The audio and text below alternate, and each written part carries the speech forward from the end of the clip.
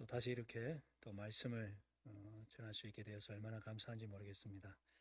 잠시 한번 기도드리겠습니다. 주님 감사합니다. 부족한 종을 통하여 당신의 뜻이 하나님의 백성들에게 증거되기를 원합니다. 성령께서 함께하여 주시옵소서. 예수님 이름으로 기도합니다. 아멘. 은혜를 선용하라는 제목인데요. 제가 오래 있으니까 다들 궁금해 하실 것 같아요. 그래서 키르기즈스탄의 현재 상황에 대해서 잠깐 한번 소개를 드리겠습니다. 지금 키르기즈스탄은요, 10월 4일 날 대통령, 국회의원 선거가 있었는데요. 금권 선거로 부정 선거가 이루어져 가지고 많은 국민들이 시위를 벌이게 됐습니다. 그래서 결국 대통령이 하야를 하게 됩니다. 지금 그 사진을 보시면 그 시민들이 그 대통령궁 앞에서 또 시청 광장에서 막 데모를 하고 있는 그런 모습이고요. 그 시위대 중 일부는 대통령 집무실 화이트 하우스라 그러는데요. 그 백악관에 들어가서 불을 지르고, 그러면서 결국은 지난 10월 15일 날 대통령이 자신이 물러나겠다. 내가 나의 동족들에게 총을 거누고 피를 흘리게 하는 대통령으로 역사에 남고 싶진 않다. 그렇게 해서 지난 10월 15일 날 그, 그 하야를 했고, 새로운 지금 이제 총리가 뽑혀서 대통령 대행으로 지금 정권이 지금 비상사태로 지금 유지되고 있습니다. 그런 가운데 이제 계속해서 코로나 확진자 수가 어제도 556명, 그렇게 확산이 계속되고 있어서 현재 들어가는 비행편이 없습니다. 비행편이 없고 외국에서 들어오는 사람들을 굉장히 이제 경계하고 꺼리고 있고, 특별히 이제 비즈니스 비자가 있는 사람은 뭐 이제 받아줍니다. 근데 저 같은 경우에는 비즈니스 비자가 아니고 저는 이제 NGO 비자로 있다가 그렇기 때문에 현재 들어가고 있지 못하고 있는 그런 형편이고요. 이렇게 기도해 주실 때 이 키르기스탄의 정치가 빨리 안정이 되어서 또 코로나가 또 잠잠해져서 잘 해결될 수 있도록, 또 선교사들이 또 선교 잘 할 수 있도록 그렇게 기도해 주시면 좋겠고요. 제가 가지 못하는 입장에서 우리 교회 성도들이 많이 어렵습니다. 이전에 말씀드린 것처럼 하루에 1,000원 가지고 살아가는 사람들이 많은데, 그래서 제가 여기 있지만 현지에 남아있는 선교사님들이 몇 분 계시기 때문에 그분들에게 좀 돈을 송금을 해서 우리 성도들 좀 도와주십시오. 그래서 이제 의약품 참 구하기가 어렵다고 합니다. 그래서 저희 교회에 이제 고려인 집사님이 계신데 알라 집사님께서 이제 의약품을 이제 구입을 해서 이렇게 진료도 하고 그에 맞는 그런 의약품들 나눠주도록 그렇게 했었고요. 그다음 이제 저희가 담당하고 있는 또 교회 주변에 또 사람들에게 또 구호 물품을 좀 나눠줬고요. 그다음 이제 장면을 넘겨주시면 이제 우리 스벤미라 유치원 저희가 섬기고 있는 유치원인데 평소 같으면 한 40명, 50명 모여야 되는데 지금은 12명, 또 어떤 때는 10명 이렇게 너무 힘들어서 교사들에게 월급을 주지 못하는 그런 협정이 돼가지고 또 한국 교회에서 이번에 사랑의 나눔이라고 하는 그런 어떤 행사를 해서 저희에게 또 이렇게 후원금을 보내주셨습니다. 그래서 그걸 가지고 우리 교사들의 또 그동안 지불하지 못했던 월급도 좀 그렇게 줘서 이분들도 이제 가정을 먹여 살려야 되는데 얼마나 힘들었겠습니까? 그래서 그렇게 지원을 하는 그런 일들을 제가 현재 가지 못하고 있지만 해오고 있습니다. 이 모든 것이 하나님의 은혜고 또 우리 성도님들의 기도 덕분인 줄 믿습니다. 한국도 어렵지만 더 어려운 지역이 있다는 것을 기억하시고 함께 계속해서 기도해 주시면 감사하겠습니다. 저는 대학원 공부를 좀 하고 있습니다. 못 들어가는 사이에. 그래서 서울과 부산을 왔다 갔다 하고 있는데 얼마나 행복한지 모르겠습니다. 성경에 대해서 배울 수 있도록 또 이곳에서 잘 거할 수 있도록 우리 장상희 목사님이야 여러분들이 너무 편안하게 되어줘서 다시 한번 감사의 말씀을 드립니다. 오늘 우리가 나누고자 하는 말씀의 제목이 은혜를 선용하라는 것인데요. 우리 성경 구절 다시 한번 보겠습니다. 시작. 나는 사도 중에 가장 작은 자라. 나는 하나님의 교회를 박해하였으므로 사도라 칭함받기를 감당하지 못할 자니라. 그러나 내가 나된 것은 하나님의 은혜로 된 것이니 내게 주신 그의 은혜가 헛되지 아니하여 내가 모든 사로보다 더 많이 수고하였으나 내가 한 것이 아니요 오직 나와 함께 하신 하나님의 은혜로다. 아멘. 여러분 벌써 10월이 다 가고 11월이 이제 얼마 남지 않았습니다. 야, 왜 이렇게 세월이 빠른지요. 그죠? 예. 저는 코로나가 이렇게 오래갈 것이라고는 생각을 못했습니다. 예, 여름 되면 다 끝나고 귀임할 수 있지 않을까 생각했는데 지금도 이렇게 온 세계가 몸살을 앓고 있네요. 자, 이렇게 우리가 연말이 다가오게 되면 참 어떤 생각이 드십니까? 야, 참 지금까지 지내온 것이 다 내가 잘나고 똑똑해서 그렇게 생각하시는 분은 안 계시겠죠. 예, 신앙인이라면 아마 다 그렇게 생각하지 않으실 겁니다. 다 하나님의 은혜다. 예, 같이 한번 그렇게 고백해 볼까요? 시작. 다 하나님의 은혜입니다. 그렇죠. 하나님의 은혜입니다. 예. 이렇게 몇 달 동안 또 예배를 제대로 못 드리다가 이렇게 오후 예배를 또 다시 드릴 수 있는 것도 하나님의 은혜인 줄 믿습니다. 오늘 우리가 읽은 이 고린도전서 15장의 내용은 사도 바울의 고백이죠. 고린도 교회를 향해서 자신의 사도권을 의심하고 있는 사람들을 향해서 자기의 고백을 하고 있습니다. 그래, 맞아요. 나는 사도 중에 가장 작은 자입니다. 나는 사도 중에 가장 작은 자입니다. 왜? 나는 교회를 박해했던 사람 아닙니까?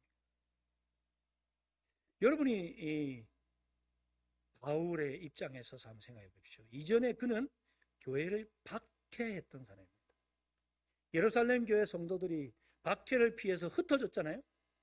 그 흩어진 사람들이 다메섹에 있는데 그 사람들을 잡아 가두기 위해서 대제사장의 명을 받잡고 나아가던 바울, 그 당시에는 사울이에요. 그러던 그가 다메섹 도상에서 사울아 사울아 네가 어찌하여 나를 핍박하느냐, 이 음성을 듣고 꼬꾸라졌지 않습니까? 저라도 이 바울의 입장에 서면 교인들 볼 낯이 없을 것 같아요.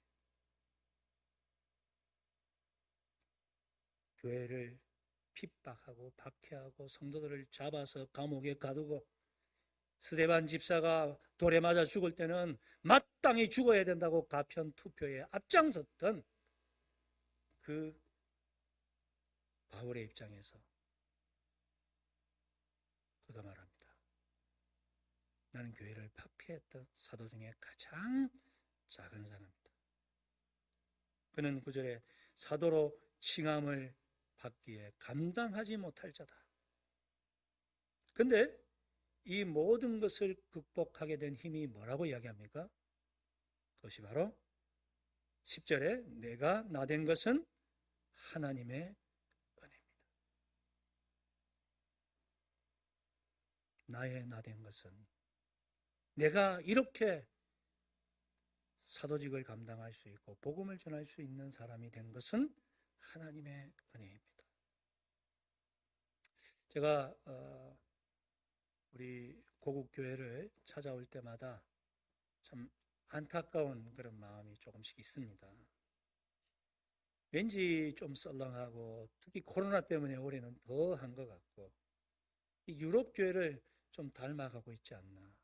갈수록 젊은이들은 빠져나가고 어른들 중심으로 장년들 중심으로 이제 교회가 바뀌어가고 있는 모습. 이 영국 교회도 그랬다고 합니다. 1960년대 초반까지만 해도 영국 교회도 예배당에 가득 성도들이 찼었답니다. 1960년대만 해도. 근데 10년 뒤인 1970년이 되니까 교회가 썰렁해진 거예요. 빈자리가 너무 많은 거예요. 그래서 이 이유를 두고 얼마나 많은 목회자들이 서로 의논을 했는지 모릅니다. 왜 이럴까? 어떻게 가다 우리 영국교회가 이렇게 됐을까? 그 중에 이 신앙을 가진 한 기자가 이 이유를 찾기 위해서 여러 목회자들과 인터뷰를 하는 가운데 한 목사님이 이런 말을 했다는 것입니다. 우리가 하나님의 은혜를 너무 당연하게 생각했던 것 같아요. 우리 영국교회가 이런 어려움에 처한 것은 과거에 하나님이 우리에게 베풀어 주셨던 은혜를 당연하게 생각했다는 것입니다. 감사하지 않았다는 것입니다. 계속해서 교회가 잘 될 거라고 착각했다는 것입니다.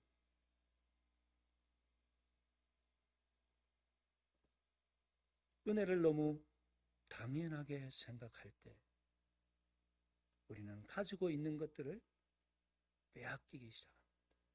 주님이 거두어가기 시작하십니다. 우리는 어떻습니까?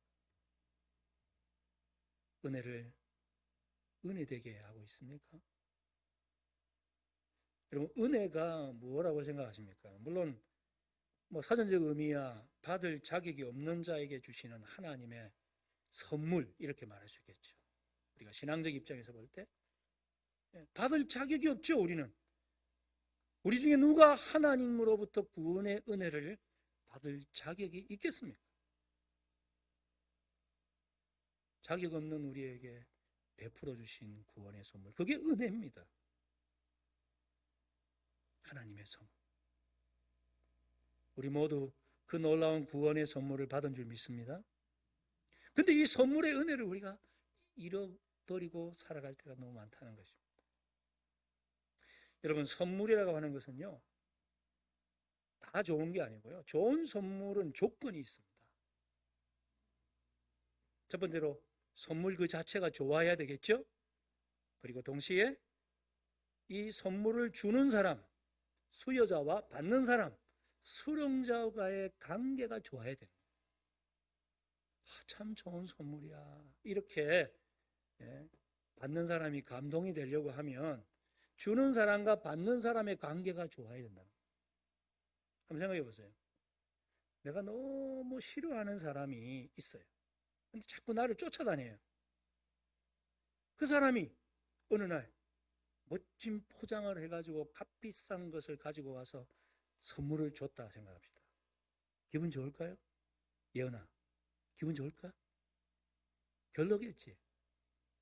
그죠? 그 사람과 나와의 관계가 좋아야 그게 좋은 선물입니다.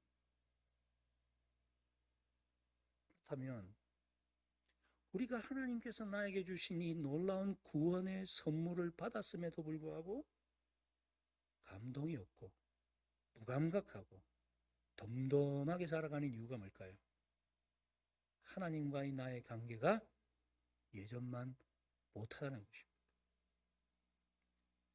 아마 이 부부로서, 그죠? 신앙생활 하시는 분들이 여기 많이 계시죠. 예전에 연애 시절에 주었던 선물과 지금 남편이 주는 선물 차이가 있습니까? 없습니까? 갈수록 더 고맙다. 그럼 최고죠. 근데 무덤덤해, 그죠? 당연한 줄 알고. 근데 어느 날 내 배우자가 먼저 가고 나면 그 빈자리가 얼마나 클까요? 그때 내가 고맙다고 한마디 더 할걸. 그런 생각 들지 않을까요? 여러분, 좋은 공동체란 어떤 공동체일까요? 여러분, 이 공동체라고 하는 단어는요, 두 가지 단어가 합쳐졌습니다. 함께라고 하는 쿰이라고 하는 라틴어와 선물 주기라고 하는 무누스라고 하는 단어가 합쳐져서 공동체라고 하는 단어가 이루어졌습니다. 함께 선물을 나누는 공동체가 좋은 공동체입니다. 한쪽만 주고 한쪽만 받는다면 결코 좋은 공동체가 아닙니다. 그런 가족, 그런 부부, 그런 부모와 자식, 그런 교회, 성도들과 목사의 관계는 결코 좋은 공동체가 될 수 없죠. 함께 나누어 주는 거예요. 서로에게 좋은 선물이 되어 줄 때 정말 좋은 공동체가 되는 것입니다. 우리 동부삼일교회가 그런 아름답고 멋진 공동체가 될 수 있기를 축복합니다. 서로 나눠주는 거죠.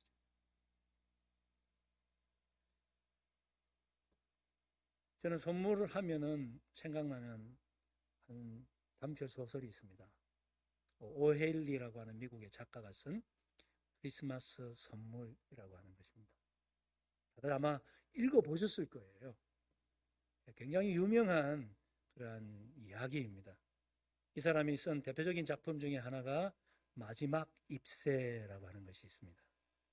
이분이 거의 300편에 가까운 단편 소설을 썼는데 정말 그 하나하나 읽어보시면 따뜻하면서도 감동과 교훈을 주는 그런 글들이 많은데요. 그중에 제가 이 크리스마스 선물은 늘 읽을 때마다 그래 그게 정말 선물이지 그런 생각이 들더라고요. 이 이야기에는 이제 짐과 델라라고 하는 젊은 부부가 나옵니다. 이 짐과 델라는요 정말 가난하게 살았습니다. 매주마다 이제 이 집세를 내야 되는, 우리 한국은 그런 거 없잖아요. 월세는 있어도 주마다 세를 내지는 않죠. 근데 해외에는 그런 데가 많습니다. 왜냐하면 목돈을 막 그렇게 모아서 주는 게 굉장히 부담스러우니까. $8짜리 이제 그 주마다 세를 내는 집에서 가난하게 삽니다. 근데 크리스마스가 다가옵니다. 너무너무 사랑하는 아내에게 또 남편에게 내가 이 크리스마스 때 무슨 선물을 하지? 근데 그들이 모아놓은 이 저금만 돈이라고 하는 것은 아무리 끌고 모아도 $1.80밖에 안 됩니다. 이 소설의 배경이 한 120년 전 얘기이기 때문에 $1.80가 지금보다는 가치가 좀 많았겠지만 그러나 몇만 원 되지 않는 거죠. 이걸로 내가 무슨 선물을 하지? 이 델라가 걱정이 됩니다. 우리 가족을 위해서 그렇게 애를 쓰는 아침부터 밤늦게까지 일하는 남편에게 내가 선물을 해주고 싶다. 늘 마음에 걸렸던 게 있는데 갑으로 내려오는 시계가 있었대요. 이제 금으로 이렇게 입혀놓은 시계가 있는데 이 시계 줄이 너무 낡아가지고 차지를 못하고 늘 이렇게 매달아서 이렇게 집어넣었다가 보고 넣고 하는 거예요. 그걸 볼 때마다 아내가 남편의 저 시계 줄을 좀 새로 사줬으면 좋겠는데 한 $30는 있어야 되는데 어떡하지? 그러다가 그녀가 자기 남편이 너무 자랑스럽게 생각하는 게 자기의 이 긴 금발이었거든요. 다른 사람들이 볼 때도 너무 아름답게 생각하는 그 금발을 자릅니다. 그리고 미용실에 가서 팝니다. 그리고는 $25를 받아서 남편을 위해서 시계줄을 샀습니다. 저녁이 됐습니다. 따뜻한 스프를 끓여놓고 남편이 들어오길 기다리는데 남편이 딱 들어오자마자 멈칫합니다. 아내의 짧은 머리를 봤거든. 그러자 아내가 묻습니다. 여보, 내가 머리가 짧아져서 안 이뻐요 이제? 아니 그게 아니야. 말을 더듬으면서 그게 아니고 내가 당신을 위해서 크리스마스 선물을 준비했는데 당신이 평소에 늘 가다가 갖고 싶어 했던 그 머리핀을 샀어. 머리핀을 샀는데 당신 머리카락이 없네.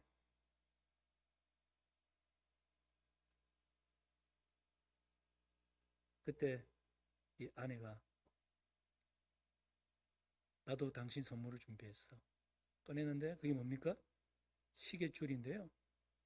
그 시계줄을 본 남편도 멋쩍은 웃음 미소를 짓습니다. 허허, 이거 당장 필요 없겠는데? 왜요? 당신 머리핀 사다고 내가 시계를 팔았어. 여러분, 당장 쓸 수 있는 선물은 아니었어요. 그죠? 시계 없는 시계줄, 머리카락 없는 머리핀. 그러나 당장 쓸 수는 없지만 서로 주고받는 부부 사이에 얼마나 그 마음이 따뜻했겠습니까? 저는 거기서 느꼈습니다. 선물은 좀, 저는 평소에 그랬거든요. 유용한 거를 좀 줘야지. 상대방에게 필요한 것 줘야지. 물론 서로 필요한 걸 준비했어요. 그런데 막상 오픈해 보니까 서로 당장 쓸 수 없는 것. 그러나 선물은 유용한 게 중요한 게 아니고 진실된 마음이 담겨져 있어야 된다. 그런 것을 깨달았습니다. 여러분, 가장 진실된 마음을 담아서 우리에게 선물을 주신 분이 계십니다. 그분이 누굴까요? 하나님이시죠. 우리 아버지 하나님.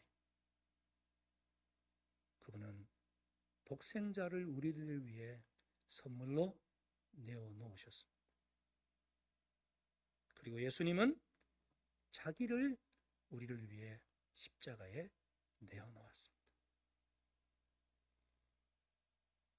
저는 이 오헬리의 이 크리스마스 선물과 우리 주님의 십자가를 생각할 때 진정한 선물은 자기를 드리는 거구나. 내가 가장 소중히 여기는 것을 그 사람에게 주는 것이구나. 선물은 내가 쓰다가 남은 것 주는 게 아니지 않습니까? 나에게도 필요하지만 내가 쓸 것을 아껴서 나눠줄 때 귀한 선물이죠. 우리는 매주마다 주님 앞에 예배를 드리러 나올 때 선물을 드립니다. 그게 뭡니까? 헌금이죠. 주님, 내가 주께서 주신 그 은혜 너무 감사해서 적지만 이것을 드립니다. 그 신앙의 고백이 헌금 아니겠습니까? 근데 이 헌금에 언제부턴가 우리가 마음이 사라지고 있지 않은가? 그냥 형식상 11조와 감사헌금과 여러 가지 목적 헌금을 드리고 있지 않은가? 저 자신이 그럴 때가 많이 있다는 것을 깨닫게 됐습니다.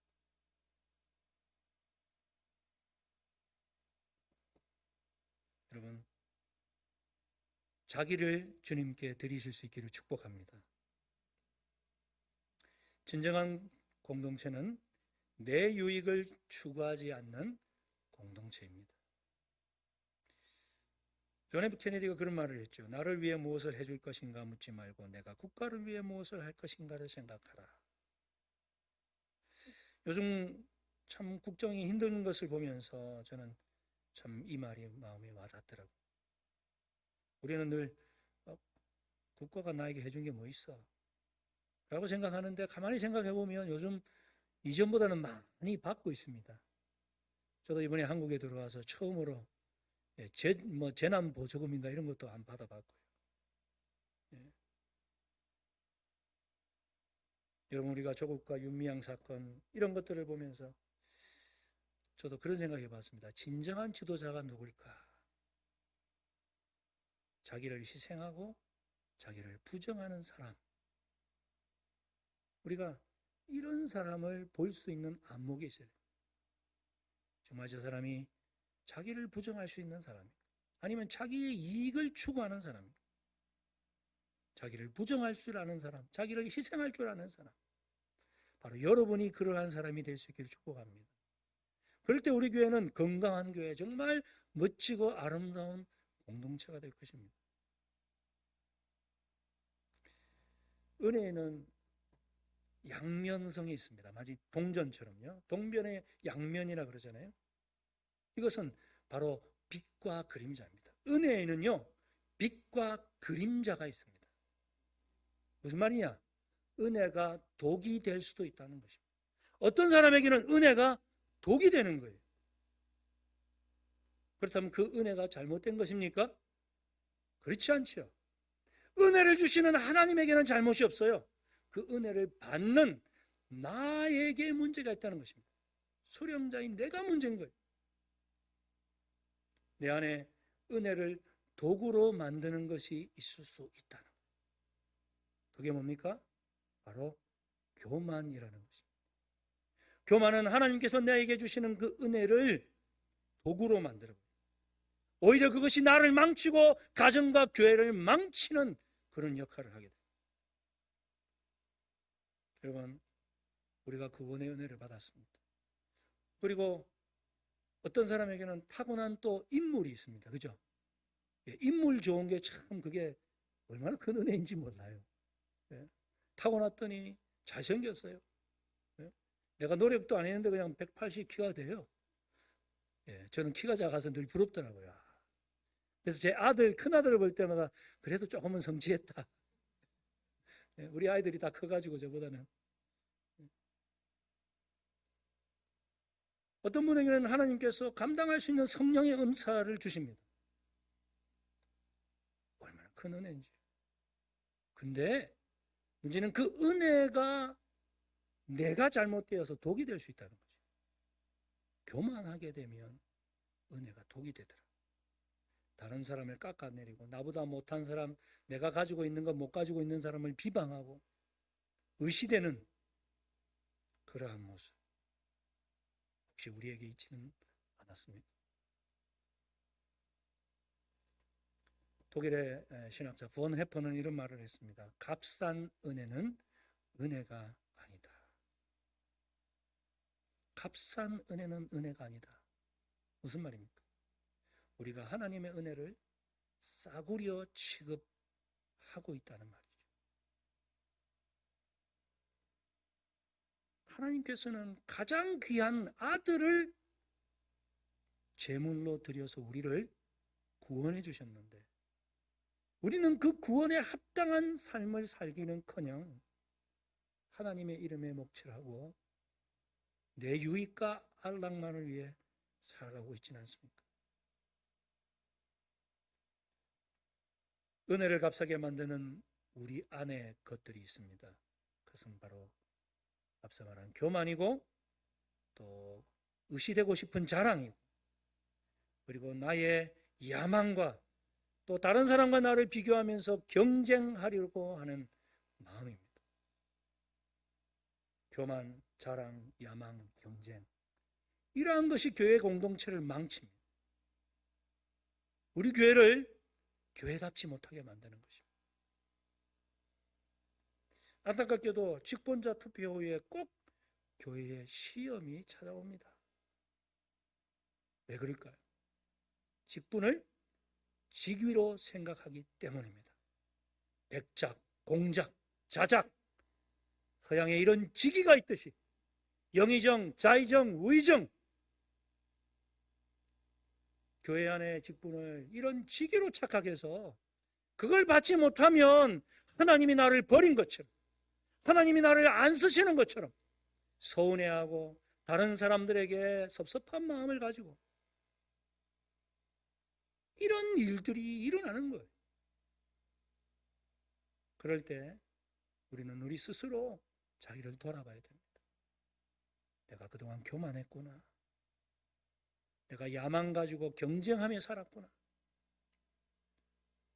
설교하는 저도요, 이런 기분이 들 때가 있습니다. 그래서 잘 압니다. 참 뭐라고 또 선교사들 사이에서도 뭐 그런 게 있어요. 지역장도 있고 선교사회 회장도 있고 임원도 있고 나보다 저 사람은 별로 능력도 없고 신학교도 내용 뒤인데 왜 저 사람이 이번에 저 감투를 썼지? 그런 생각 가지면 섭섭하기도 하고 주변 선교사들이 좀 서운하기도 하고 내가 그렇게 잘생겼는데 남인지라 그런 마음이 들어요. 그죠? 그러나 그때 우리가 깨달아야 됩니다.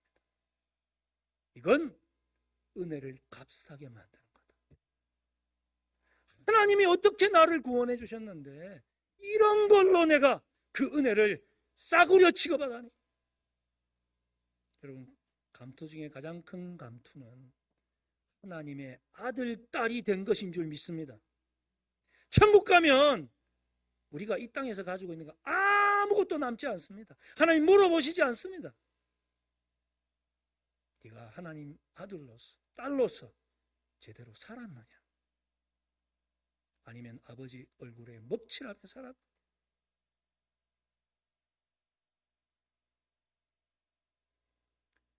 그러면 우리가 은혜되게 하려면 교만과 자랑과 야망과 경쟁에 대한 대항마를 가져야 됩니다. 그게 무엇일까요? 다 알고 계시는 겁니다. 칼빈이 말했습니다. 겸손하고 참을 수 있는 성품. 한번 따라해 볼까요? 시작. 겸손하고 참을 수 있는 성품. 우리가 교만이나 자랑이나 야망이나 경쟁하고 싶은 마음이 들 때마다 이것을 이겨낼 수 있는 것은 겸손하고 참을 수 있는 성품을 갖는 것입니다. 잠언 3장 34절 말씀 잘 아시죠? 진실로 그는 거만한 자를 비웃으시며 겸손한 자에게 은혜를 베푸시나니. 진실로 그는 누굽니까? 하나님이 거만한 자를 비웃으시며, 내가 좀 교만해지면 하나님이 비웃십니다. 겸손한 자에게 은혜를 베푸시나니. 잠언 18장 12절에 사람의 마음의 교만은 멸망의 선봉이요 겸손은 존귀의 앞잡이니라. 미가서 6장 8절입니다. 사람아, 주께서 선한 것이 무엇임을 내게 보이셨나니 여호와께서 내게 구하시는 것은 오직 공의를 행하며 인자를 사랑하며 겸손히 내 하나님과 함께 행하는 것이다. 하나님께서 우리에게 원하시는 것이 뭐라고요? 공의를 행하며 사람을 사랑하고 하나님 앞에 겸손히 행하는 것. 우리 모두 이런 주의 백성들이 되기를 축복합니다. 그래서 칼빈은 겸손과 인내가 참된 공동체를 만든다. 우리 동부삼일교회가 정말 낙원 같은 공동체, 세상 사람들이 부러워하는 공동체가 되려면 겸손과 인내가 필요한 것입니다. 내가 겸손할 뿐만 아니라 인내라고 하는 게 필요하죠. 그죠? 다른 사람에게 참아주는 것입니다. 우리가 부부끼리도 얼마나 그죠? 인내가 필요한지 몰라요. 자식에게도 얼마나 우리가 참아주고 인내해야 될 일이 많이 있는지 모릅니다. 내가 낳은 자식인데도 마음에 안 드는 건 너무 많잖아요. 그렇지만 참아주고 인내하고 기도하고 마찬가지입니다. 살아온 배경이 다르고 학벌이 다르고 모든 환경이 다른 그런 수백 명의 사람들이 우리 동부 삼일교회 공동체를 이루고 있는데 어떻게 천국 공동체를 만들 수 있을까? 그것은 서로 겸손하고 서로 참아주는 것입니다. 인내해주는 것입니다. 신앙이 어린 사람이라면 그 사람이 자라도록 기다려주고 기도하는 것입니다. 그러지 않고 시시건건 시비 걸고 싸우기 시작하면 스스로 망하는 것이죠.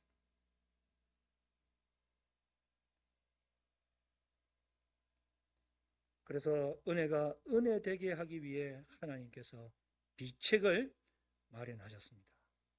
우리가 은혜를 은혜롭게 쓰지 못하고 은혜를 값싸게 사용해버리고 교만하고 자기 자랑하면서 살아갈 때 하나님께서 주시는 비책이 뭐냐? 바로 고난과 불행이라는 것입니다.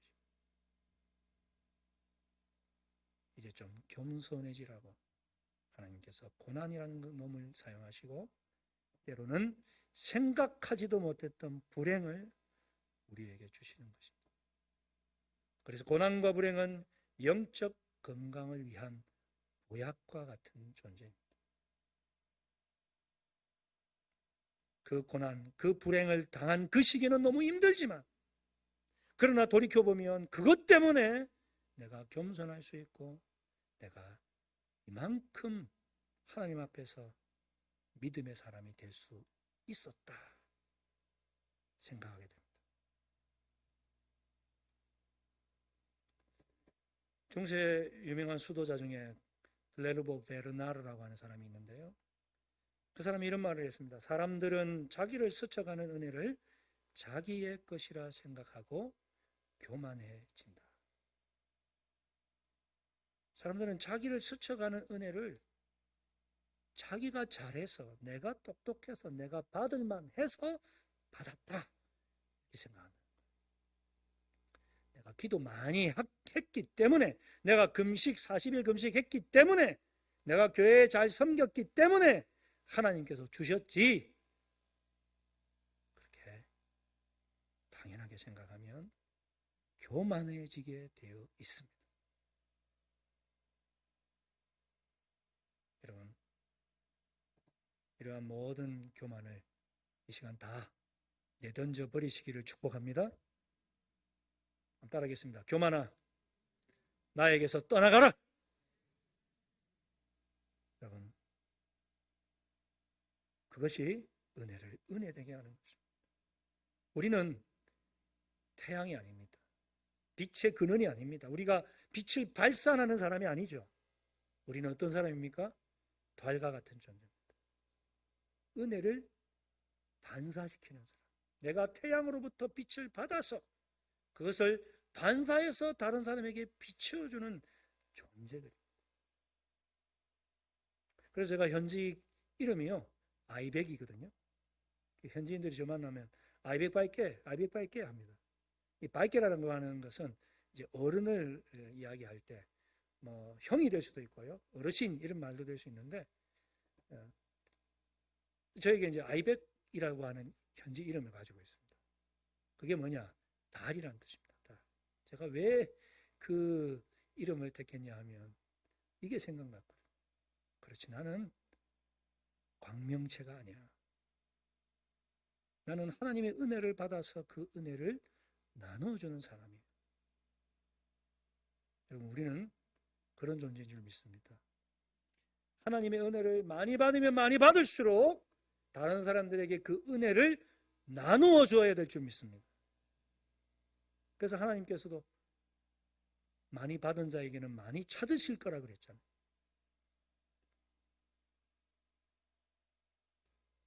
여러분, 은혜를 지속적으로 누리는 방법이 무엇입니까? 그것은 바로 은혜라는 선물을 나누는 것입니다. 짐과 델라처럼 우리 모두 하나님의 은혜를 받지 않은 사람은 한 사람도 없습니다. 자기의 소중한 것을 부정하고 희생하는 사람만이 은혜를 나눌 수 있습니다. 또한 내 안에 이 놀라운 하나님의 은혜를 독이 되게 만드는 요소들을 대적하시기 바랍니다. 교만, 자랑, 야망, 경쟁 이겨내시기 바랍니다. 자신의 부족과 허물을 깨닫고 주님의 은혜를 간구하십시오. 그럴 때 하나님께서 주신 이 놀라운 은혜가 더욱더 풍성해질 줄 믿습니다. 에베소서 2장 8절 말씀을, 글이 작아서 보이실지 모르겠는데요, 다 같이 한번 읽어보겠습니다. 시작. 너희는 그 은혜에 의하여 믿음으로 말미암아 구원을 받았으니 이것은 너희에게서 난 것이 아니요 하나님의 선물이라. 너희에게서 난 것이 아니요 하나님의 선물이라. 이 시간 우리 잠시 한번 기도하는 시간을 가졌으면 좋겠습니다.